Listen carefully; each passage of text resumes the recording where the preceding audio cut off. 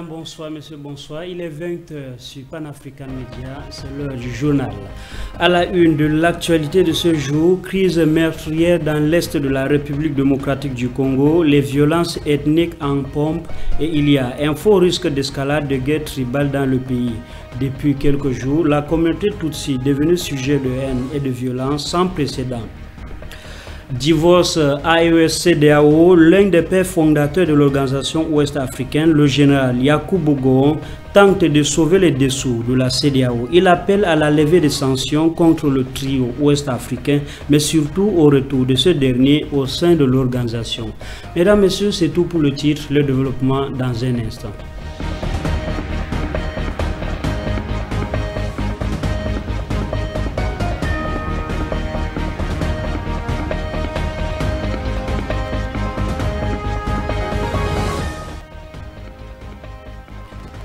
Mesdames, Messieurs, une fois de plus, bonsoir. Ouvrons cette édition d'information en Afrique centrale, précisément en République démocratique du Congo. 30 ans après les génocides perpétrés contre les Tutsis au Rwanda, les signaux alarmants à l'est de la RDC sont au rouge. Les violences ethniques se multiplient dans un contexte de guerre latente et l'on craint le retour de la guerre tribale de 1994. D'autres précisions, c'est dans ce reportage. À l'approche des élections législatives et présidentielles en décembre dernier, les tensions se sont intensifiées, notamment dans les provinces de l'Ituri au sud Kivu, où les agressions, souvent mortelles, visant particulièrement les membres des communautés Ema, Tutsi et Banyamulenge.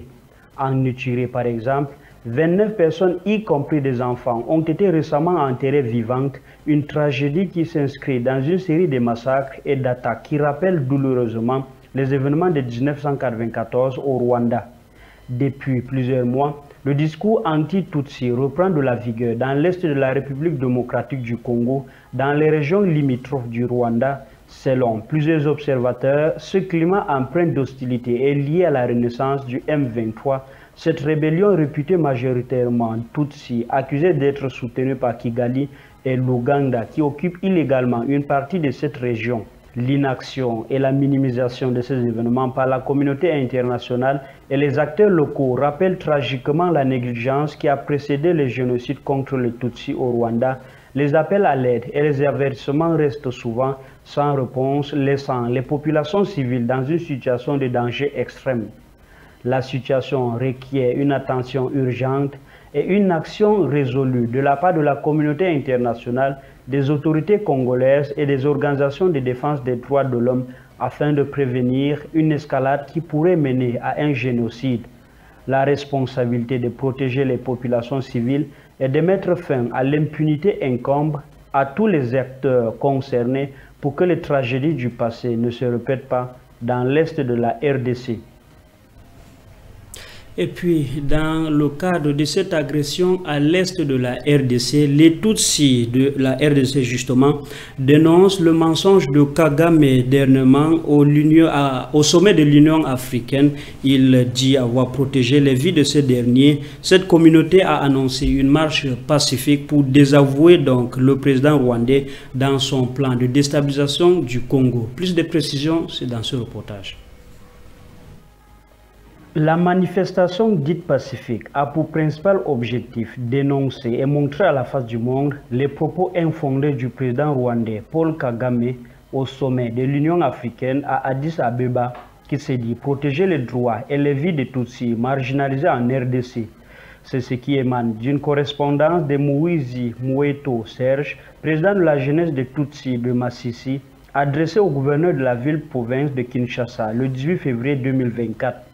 Le Rwanda nous massacre en République démocratique du Congo et partout chez eux au Rwanda, Mundende et Kimira en 1997 et au camp de Kiziba le 22 février 2018 a dénoncé Moïse Moueto Serge dans sa correspondance.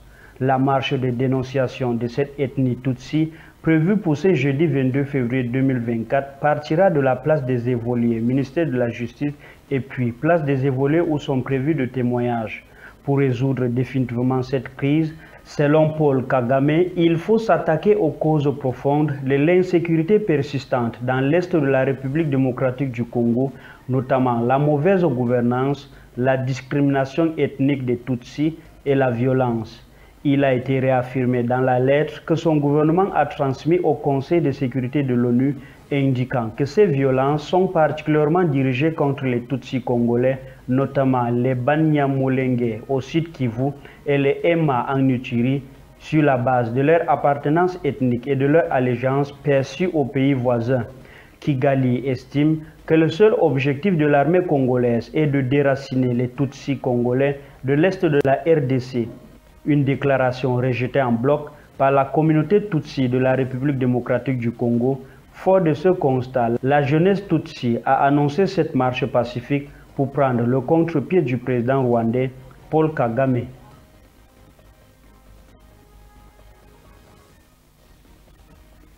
Représentant justement permanent de la RDC aux Nations Unies, l'ambassadeur Zenon Mukongo Ngai, intervenant le 20 février dernier au Conseil de sécurité de l'ONU, a farouchement répliqué aux délégations du Rwanda à New York. Il s'agit d'une réunion consacrée à la situation de la République démocratique du Congo. D'autres précisions, c'est avec Abdoulaye Rahman.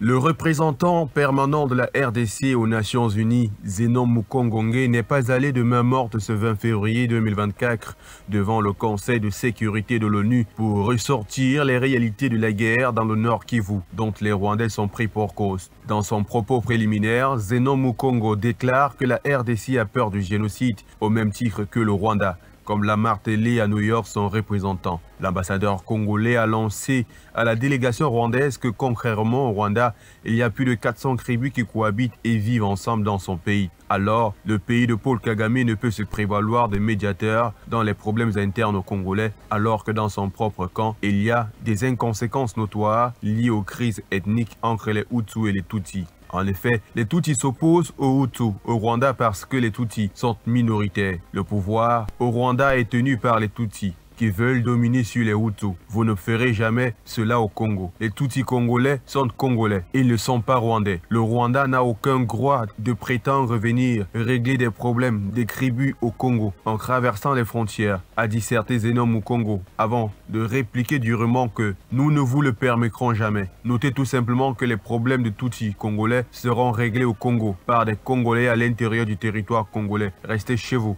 Le représentant de la RDC a donc demandé au Rwanda de retirer leurs groupes armés qui ont envahi leur territoire dans le Nord Kivu avec des missiles. Plus loin, il argumente que malgré le processus de Luanda autorisant le déploiement d'une force régionale dans l'est de la RDC pour débusquer les groupes qui refuseraient des désarmements, c'est le Rwanda qui, dans sa folie de grandeur, a continué à armer le M23 pour bloquer ce processus dans lequel nous étions tous engagés. Ce processus a des étapes, mais le Rwanda n'obéit à rien. Sans détour, il a évoqué un point qui est avancé par plusieurs analystes de la situation qui prévaut dans ces régions en crise en RDC. Les Rwandais sont au Congo pour piller les richesses, les minerais stratégiques qui gisent dans le sous-sol de la République démocratique du Congo, a-t-il asséné. Cette prise de parole devant le Conseil de sécurité de l'ONU aurait été une aubaine pour la RDC de présenter les faits et montrer à la face du monde les non-dits du terrorisme qui sévit dans son pays avec la complicité du Rwanda, occasionnant des millions de morts et de déplacés.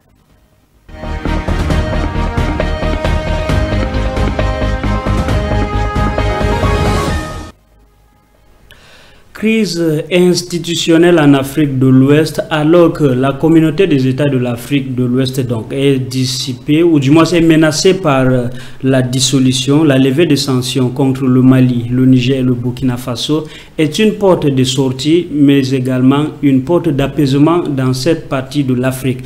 D'autres précisions avec Diane Bena. En marge du sommet de l'organisation ouest-africaine prévu le 24 février à Abuja, le dernier fondateur de la CEDEAO, Yakubu Gowon, a appelé l'institution à lever les sanctions contre les États du Sahel.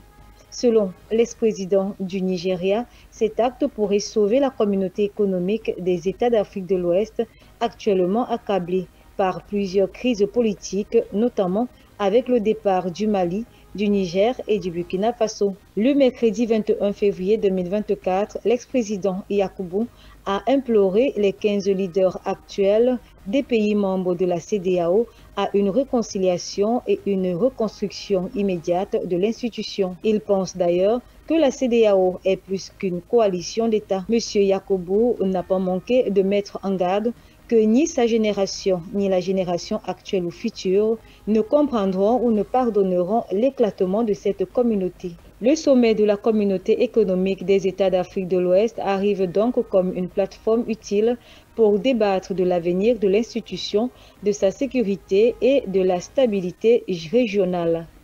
Également de la partition de la communauté internationale dans le contexte géopolitique actuel.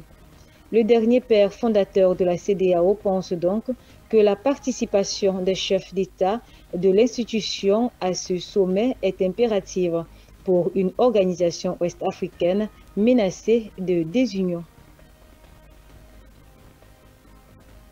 Et puis, dans cette mouvance de l'information autour de la CEDEAO, le seul père fondateur de la CEDEAO, justement, le général Yakubu Gowon, a adressé une lettre ouverte au président de la commission de la CEDEAO, exprimant sa profonde préoccupation face au départ du Burkina Faso, du Mali et du Niger de l'organisation. Une tentative de sauver justement cette organisation ouest-africaine en appelant à un retour de ce trio au sein de l'organisation. Justement, c'est une peine perdue, comme nous le dit l'éditorial de ce soir avec Abdoulaye Rahman. Visiblement, il n'y aura plus de marche arrière. Les peuples de la CEDEAO rejoignent la vraie communauté des peuples avec les mêmes idéologies. Soit, chacun se gère selon sa souveraineté, mais jamais recomposé avec ses laquais qui ont passé le temps à faire subir des animosités. Une tentative vaine de Yakubu, qui dans une lettre poignante exprime sa profonde préoccupation face à la décision du Burkina Faso, du Mali et du Niger de quitter l'organisation sous-régionale. L'ancien président nigérian fustige la direction actuelle de la CEDEAO, l'accusant de s'éloigner de sa mission fondamentale, le bien-être des citoyens. Il rappelle que la libre circulation, l'installation et le commerce, piliers de l'organisation, sont menacés par les sanctions et les divisions actuelles. Une véritable blague. Il dit se prononcer au nom des pères fondateurs. Le général Gowon implore les dirigeants de mettre de côté leurs différends et de se réunir pour la paix, la stabilité et la prospérité des populations. Il propose la levée des sanctions et l'organisation d'un sommet extraordinaire pour discuter de l'avenir de la CEDEAO.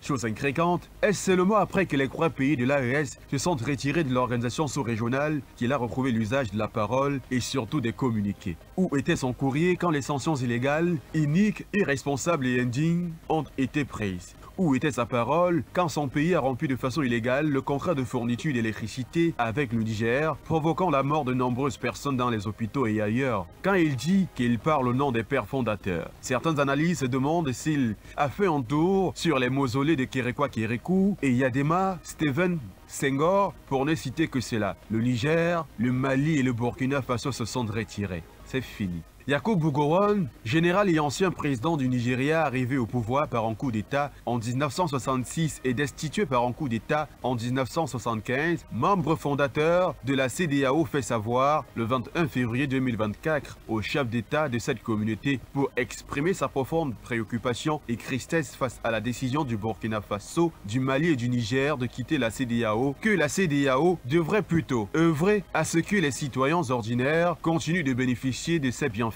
liés à leur libre circulation, installation de commerce dans n'importe quel pays membre, lancer un appel au nom de tous les pères fondateurs aux chefs d'État actuels de la communauté économique des États de l'Afrique de l'Ouest pour que ces derniers mettent de côté leurs différends et se réunissent pour la paix, la stabilité, la sécurité et la prospérité des populations. Demander la levée de toutes les sanctions imposées au Burkina Faso, à la Guinée, au Mali et au Niger et l'abandon par les Croix qui ont décidé d'en sortir sans délai de leur projet de retrait de l'organisation dans les meilleurs délais d'un sommet à 15 pour débattre de l'avenir de la communauté dans le contexte géopolitique actuel. Rappelez aux dirigeants actuels que la CEDEAO ne doit pas être perçue comme une simple coalition d'États, mais plutôt comme une communauté établie pour le bien-être des peuples qui partagent une histoire, une culture et une tradition commune. Et ce sont les membres de la commission de la CEDEAO qu'il a chargé de transmettre sa lettre aux chefs d'État et de gouvernement. Au Mali, le ministre des Affaires étrangères et de la coopération internationale, son Excellence Abdoulaye Diop, a reçu une délégation d'experts américains présidée par Mme Aditi Vira, directrice pour le Sahel et des affaires africaines au Conseil de sécurité nationale de la Maison Blanche.